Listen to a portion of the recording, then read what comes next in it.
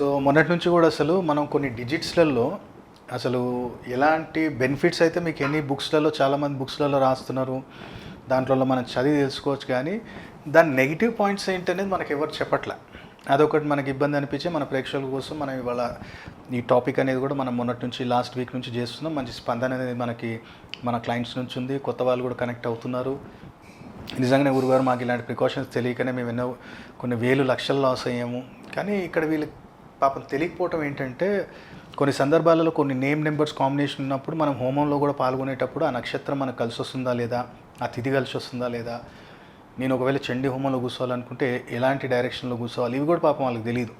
మన దగ్గరికి వచ్చినప్పుడు అన్నీ మనం వాళ్ళతో ఇవి విన్న తర్వాత వాళ్ళని ప్రికాషన్గా సామూహికంగా పనిచేస్తుందా లేదా వ్యక్తిగతంగా ఒక్కళ్ళకే చేయాలా, అది మనం తెలుసుకొని దక్షిణాచారమా వామాచారమా లేదంటే ఒక యంత్ర స్థాపన కానీ లేదా రక్త ధారణ వల్ల కానీ ఎలాంటి సొల్యూషన్ మనం ఇవ్వగలుగుతాం అది తెలుసుకున్న తర్వాతే వాళ్ళకి మనం గైడెన్స్ ఇవ్వడం జరుగుతుంది.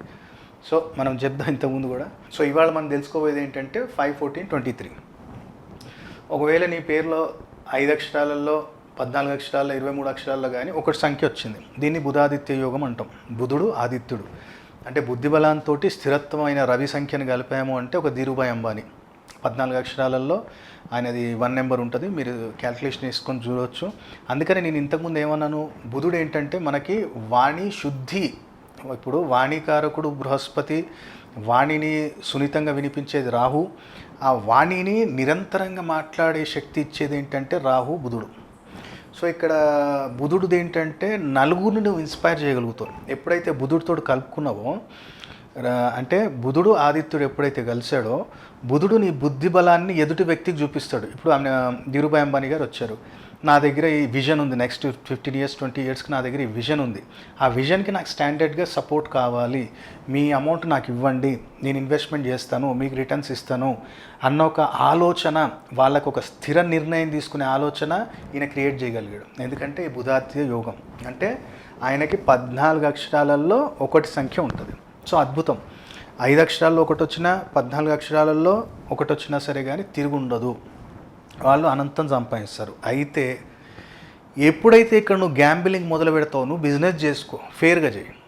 బిజినెస్లో ఎప్పుడైతే లూప్ హోల్స్ తెలుసుకొని దాని దగ్గర నువ్వు ఉల్టా సీదా చేసినావా, రవి ఏంటిది ఆరోగ్యానికి కారకుడు. నీకు ఏది కానీ లాంగ్ టర్మ్ డిజీజ్ ఇస్తాడు, దానికి ఎక్కడ నీకు ప్రపంచంలో క్యూర్ దొరకదు. కాబట్టి చేయి, బిజినెస్ ఫేర్గా చేయి.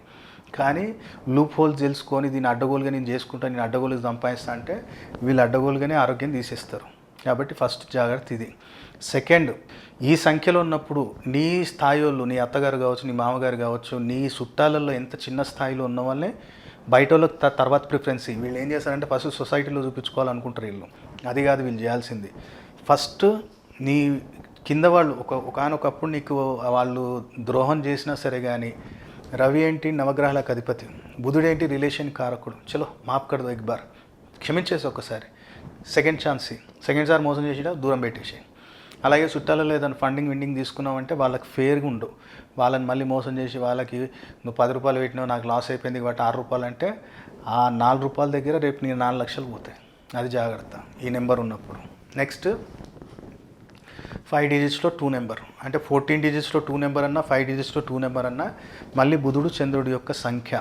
ఇక్కడ మీరు గుర్తుపెట్టుకోవాల్సింది ఏంటంటే తల్లి నుంచి ఏ ప్రాపర్టీ వచ్చినా అన్నదమ్ములలో అక్కచెల్లెల్లో సమానంగా పంచు తప్ప, నువ్వు ఇంటి పెద్దోనివైనా నడుపునివైనా చిన్నోనివైనా అమ్మ తరఫు నుంచి కానీ నాయన తరఫు నుంచి కానీ ప్రాపర్టీ ఏదైతే వచ్చిందో అది మీరు అన్నదమ్ములలో సమానంగా పంచుకో. నువ్వు తెలివి చూపించి మాత్రం అక్కడ నువ్వేమైనా మోసం చేయటం చేసినవా నీ పిల్లల హెల్త్ బాగుండదు.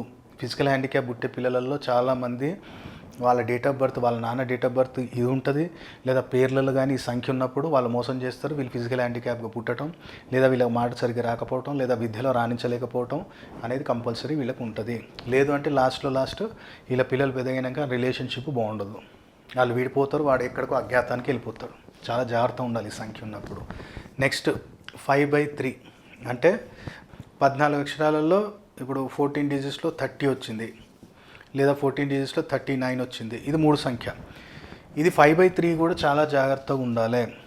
ఒకటి, నువ్వు ఎంప్లాయీస్కి ఎంత ఇస్తే నీకు అంత వస్తుంది. ఈ సంఖ్యలో ఉన్నప్పుడు ఏంటంటే నువ్వు ఎంప్లాయీస్కి ఎంత సేవ చేయి, నీకు అంత అనంతమైన పేరు ప్రఖ్యాత డబ్బు అనంతం ఇస్తారు నీకు. కానీ ఎప్పుడైతే ఎంప్లాయీస్ని ముంచడం మొదలు పెడతావో, అలాగే నీ పార్ట్నర్స్ ఎప్పుడైతే ముంచడం మొదలు పెడతావో, అలాగే నిన్ను నమ్ముకున్న వాళ్ళని ఎప్పుడైతే నువ్వు మోసం చేయడం మొదలు పెడతావో నీ పతనం అనేది స్టార్ట్ అయిపోతుంది.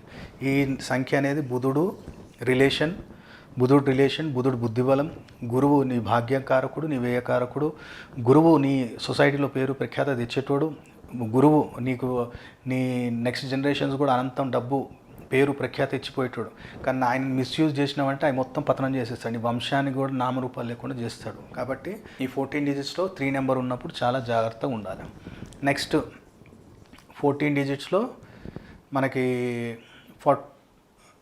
40 నెంబర్ కానివ్వండి, లేదా 31 నెంబర్ కానివ్వండి, ఇట్లాంటి సంఖ్య వచ్చినప్పుడు 49 కానివ్వండి, అంటే బుధుల్లో రాహు, ఇంతకుముందు చెప్పాక రాహు కమిట్మెంట్ కోరుకుంటాడు, లాయల్టీ కోరుకుంటాడు, మనకి లాంగ్ టర్మ్ బాండింగ్ కోరుకుంటాడు. ఇప్పుడు ధోని అన్న పదానికి మీరు లెక్కేసుకొని చూసుకోండి, DHONI, ధోని అన్న పదానికి 5 అక్షరాలలో 22 సంఖ్య ఉంటుంది. అందుకని కూలెస్ట్ క్యాప్టెన్ అంటాం. అంటే నేను అన్నాను కదా ఇంతకుముందు, రాహు ఎప్పుడైతే ఏ గ్రహానికి కలుస్తాడో, రాహు దగ్గర ఓన్లీ తలకాయ మాత్రమే ఉంది. ఆ రాహు ఏం చేస్తాడంటే ఆయన ఉన్న తెలివి మొత్తం కూడా ఎదుటి వ్యక్తి ఎవరితోడు కలుస్తున్నాడు, బుధుడితో కలుస్తున్నాడు. ఆ బుద్ధి బలం ఎంత భయంకరంగా చేస్తాడంటే ఎవడు మన ఆలోచన అనేది నువ్వు ఎక్స్పెక్ట్ కూడా చేయలేవు. అంత కన్నింగ్, అలాగే అంత సాఫ్ట్గా ఉండేటట్టు 2 విధాలుగా ఆడుకునే వ్యక్తిని క్రియేట్ చేసేది ఈ సంఖ్య. అయితే ఇక్కడ కూడా మనం జాగ్రత్త ఉండాల్సింది ఏంటంటే, ఈ సంఖ్యలో ఉన్నప్పుడు మాత్రం ఎవరిని ఇబ్బంది పెట్టొద్దు. ఈయన దగ్గర టాలెంట్ ఉన్నా సరే కానీ వాడిని నేను దొక్కేస్తా, వాడిని నీ చేసేస్తా అంటే మాత్రం రేపు నీ నాడు బ్యాడ్ నేమ్ అనేది కంపల్సరీ వస్తుంది. దానికి సంబంధించిన అనుభవాలని నువ్వు అనుభవించాలి. దాంతోపాటు ఈ పేర్లో ఉన్నప్పుడు నువ్వు రియల్ ఎస్టేట్లో ఇన్వెస్ట్మెంట్ చేసేటప్పుడు 1-2 సార్లు ఆలోచించి మొత్తం డీటెయిల్గా ప్రాపర్టీ డాక్యుమెంట్స్ అన్నీ తీసుకొని ఇన్వెస్ట్మెంట్ చేస్తే చాలా మంచిది. లేకపోతే దాని మీద కబ్జా అయ్యే అవకాశాలు ఎక్కువ. అలాగే ఈ డేట్ ఆఫ్ బర్త్ అంటే ఈ యొక్క పేరున్న లేదా మీ డేట్ ఆఫ్ బర్త్ 5/4 కాంబినేషన్ ఉన్నప్పటికీ కూడా అత్తగారింటికి ఎంతగా అయితే అంత పెట్టండి. అలాగే మీకు కుదిరితే ఏంటంటే అత్తగారింటికి ఒకవేళ మీ స్తోమత బాగుంది అంటే వాళ్ళకి ఏదో చిన్న మటుకు ఒక 60 గజాలు 100 గజాలలో వాళ్ళకి ఇల్లు కట్టించి ఇవ్వండి. మీ నెక్స్ట్ జనరేషన్స్ మీకు చాలా అద్భుతంగా వాళ్ళ భవిష్యత్ అనేది ఉంటుంది. ఈ కొన్ని పాయింట్స్ ఇంకా కొన్ని ఉంటాయి, అవి మనం ఇక్కడ డిస్కషన్ చేయలేము. కొన్ని పాయింట్స్ చెప్తున్నాను, ఒక 25% చెప్తున్నాను, ఇంకా 75% ఇంకా ఉంది. ఇంకో కాంబినేషన్ 5/5 అంటే బుధుల్లో బుధుడు, ఇది కూడా ఎక్సలెంట్. నేను అన్నాను కదా, కన్యారాశిలో జ్యోతిష శాస్త్ర ప్రకారంగా కన్యారాశిలోనే బుధుడు ఉచ్చస్థితిలో ఉంటాడు. సో బుధుడు వచ్చినప్పుడు బుద్ధి బలాన్ని నువ్వు న్యాయంగా వాడు. ఈవెన్ నా పేరు కూడా ఇక్కడ మీరు అగ్నేష్ అమిత్రాజ్ అని చూసుకుంటే 14 డిజిట్స్ 41 నెంబర్ ఉంటుంది. నేను అందుకనే అంట, మా గురువుగారు నాకు ఇచ్చిన సంఖ్య అదే, బుద్ధి బలాన్ని ఇచ్చాడు. దాన్ని సరైన మార్గంలో వాడుకో. మనం చేస్తుంది అదే, నలుగురికి చెప్పుకుంటూ పోతున్నాం, ఉన్న ఫ్యాక్ట్ ముఖం మీద చెప్తాం, నచ్చితే నచ్చి యాక్సెప్ట్ చేస్తారు, నచ్చకపోతే వాళ్ళ కర్మ, అది మనం ఏం చేయలేం.